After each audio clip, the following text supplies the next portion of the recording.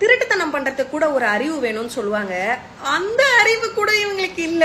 அர்ச்சகர்கள் கிட்ட மன்னிப்பு கடிதம் வாங்கிட்டு மன்னிச்சு விட்டுட்டாரு அமைச்சர் ரமேஷ்னு சொல்லிட்டு ஒரு லெட்டர், அப்பாலஜிஸ் லெட்டர் ஒண்ணு பரப்பிட்டு திரிஞ்சிட்டு இருந்தீங்கல்ல, அது முதல்ல உண்மையான லெட்டரா?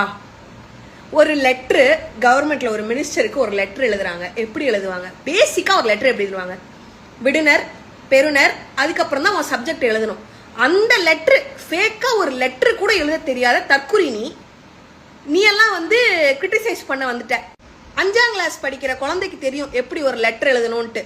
அந்த அறிவு கூட இல்ல உனக்கு. பண்றது கேப் மாறித்தனம். அந்த கேப் மாறித்தனத்தையாவது மாட்டிக்காம பண்ண தெரியுதா? அதுவும் தெரியல, கேவலமா மாட்டிக்கிட்ட. இதை என்னவோ உண்மை நம்பி தன்னைத்தானே இன்டெலெக்சுவல் நினைச்சுக்கிட்டு சில பேர் சுத்திக்கிட்டு இருக்காங்கல்ல, அவங்க எல்லாம் இதை கிரிட்டிசைஸ் பண்ணி வீடியோ வேற போட்டிருக்காங்க.